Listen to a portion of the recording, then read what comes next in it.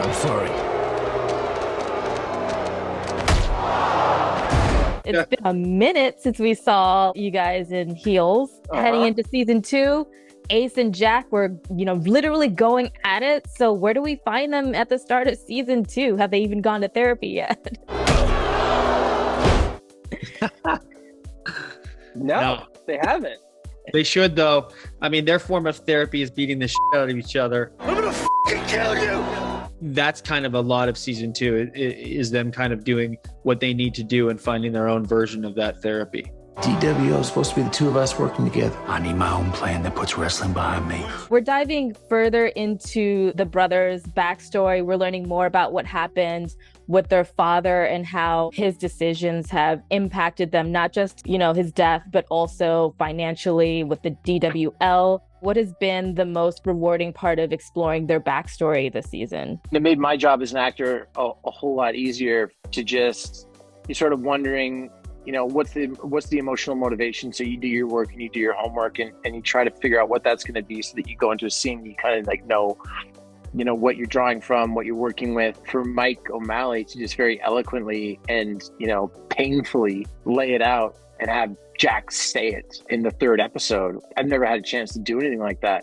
To have this real cathartic moment as a character where you put your cards on the table. It made what you're trying to do and the emotions that you're trying to play and what you're trying to get out of the scene very clear. Ace has a lot of growth this season that I'm really excited to get into, but what was the most fun thing that you got to do with your character this season? Just exploring the demons he's kept at bay for a long time. For the first time ever as an audience member, you're going to actually see and experience what these two brothers have had to experience themselves and what has turned them into the people that they've become. I mean, the show is so much more than just wrestling. It's about a family. It's about mental health. It's about identity. For me, this season was so special because we get to see Ace really explore his own identity and find it. So much so that by the end of the season, you're going to see all the possibilities that lay before them if only they can keep their shit together.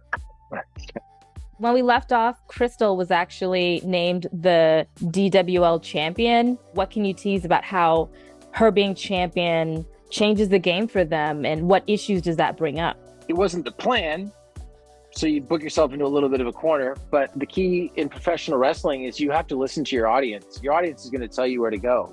And the audience is telling them, no, guys, no. We really like Crystal Tyler.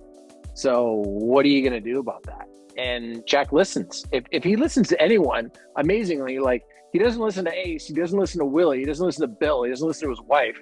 Listens to the fans, though. This season, what's been really fun is the sort of development of the women's division. Through Crystal's success at the end of season 1, they are sort of forced to think, how can we sustain this? We can't have her winning every week. We can't have her beating every guy in our promotion. And then we can't also have her being beaten up by every guy. So it's sort of a natural progression of then we need to bring in more women. We have to solve this problem. Crystal, come on up. Meet El Dorado. There's a few different angles with this new wrestler that we meet. I think she's a little bit intimidated, honestly, because Crystal was the only girl before and she was top dog. She's got the belts and now she's got some steep competition. But we also see a bond form between these two. Crystal's never really had a female wrestler to talk to and ask questions to and bond with. And it's really beautiful to see that and to hear it from someone else, all the highs and lows that might come with being a woman wrestler. We get to see it firsthand from El Dorado. So it's a really special relationship. And how cool was it to work with AJ Mendez, former Divas champion, killing it in WOW Wrestling? She is amazing. She has solidified my number one spot as favorite wrestler. She is so talented. I really appreciate her athleticism. She's so dialed in when it comes to being in the ring, executing the moves, but also all the selling in between. She's so good at it. She was so willing to work with me and work through these matches. She was a great teacher. She was so understanding, so patient. I could not have asked for a better first female wrestler to be able to bond with in this show. CM Punk's incredible too. All the real wrestlers are, it's a natural progression. They are actors anyway. They're all natural performers. They know how to hold an audience. They know how to be engaging. And they're also less whiny than we are. They're tougher, for sure. What's cool this season is that Crystal also gets a change of wardrobe, and I'm like digging this like kind of grungier look. Yeah. How much of that was you? Like, what conversations do you remember about approaching her look? Yeah, everything has been collaborative with hair, makeup, and wardrobe. You'll notice there's a little bit of a shift in her hairstyles as well. We've seen Crystal with these, big curls that I think are like a little bit more innocent and playful. And then as she gets more serious about wrestling and a little bit more of that badass side starts to come out, we see that change with her outfits and her hair, and she's wearing a little bit more makeup. Don't get me wrong, I loved the outfits that we had for Crystal season 1. I think it did a really good job of establishing her place, and the fact that it was probably what Ace and Willie told her to wear as a valet. You put on a little skirt and you wear your pigtails. Got to be appealing to the audience. But now that she is a wrestler, in Crystal's day-to-day, she's wearing cool stuff. She's wearing ripped jeans. She's wearing graphic tee. She's wearing just like really cool stuff. And now that's really translating into season 2.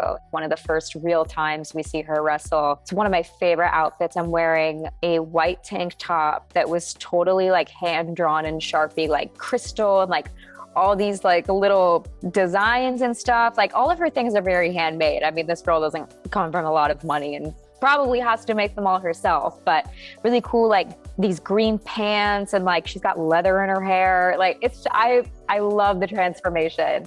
And shifting gears a little bit, I want to talk about Crystal and Bobby because they're so sweet. Their romance building in season 1 was just so precious. She had a lot to deal with season 1, especially with her relationship with Ace, which wasn't the healthiest. Hey, get the off. I was trying to help, man. Help yourself, man. The Ace thing, he's kind of on his own journey, but I think there's always going to be an appreciation and a love for Ace. And now she's got this career she's trying to figure out. We learned a little bit about Crystal's backstory and some of the things that she's dealing with personally. Bobby is the grounding force. Crystal has to have such a hard exterior with everybody else, and this is the one place where she can really let her guard down. And this guy cares about her so much, just wants to see her succeed, is her number one cheerleader. It is just such a beautiful, sweet dynamic that I love to see, where Crystal is not fighting to like have a voice, she's just heard. Deep down, you're a wrestler. Jack and Willie don't think so. Yeah, well, my mom always says you're under no obligation to accept someone else's assessment of you. I'm so glad that they have each other. Trey, how's Bobby doing? And any hard feelings for Ace there? It would take a lot for Bobby to harbor bad feelings about somebody. I think he just, to a fault, maybe believes the best about people. And, he just is a forward moving object all the time, trying to be positive. He's got these feelings for Crystal, but now he's also injured. His place in this group is not as secure as it was, because he can't do this one thing that he came there to do. I think more of the same for Diego, for sure. And I think for Diego, it's also like, how does he want to be portrayed and how does he want to be seen? In season 2, we dive a little deeper into what does wrestling really mean to him. And once he gets a peek behind the curtain of what happens as your career ages as a wrestler, especially with his ties with Wild Bill, that ends up happening in season 2, and kind of getting a peek into that life. I think he starts to deal with his own identity of where does he fit into the DWL and wrestling in general. For you, Alan, what's up with Rooster this season? Now that I'm the champ, it's about maintaining. The spotlight is on me. I've fought for it all through season 1. Now that it's on me, I'm trying to keep it on me. So it's a challenge where there's ulterior motives that were built in with me even becoming a part of Dystopia. So the challenges of that, along with maintaining it as a champion, you see the journey of Rooster dealing with that, and also the life outside of wrestling and how that is impactful towards his goal as being a champion. And finally, anything you can talk about with Willie's relationship with Wild Bill, because they have also a very interesting dynamic going on as well. Yeah, I mean, they should have been together, right? Except for maybe wrestling, I don't know, or small decisions that we both made, right? Mine with Tom, or his choosing wrestling and then choosing to go off the rails, like choosing addiction and a whole bunch of other stuff. But I think their chemistry is so clear, and you can tell that that's her true love. Like, you're like, why is she married to that guy? If she's into Bill in that way, like they are the same, you know? Yeah. They have such chemistry. Then you sort of question, like, what's her marriage about? It's all cool. We need a season 3. They're both hot messes, though, but they're Oh, hot God. together. Oh, no. They would implode. They couldn't be together. They would just literally, like, implode.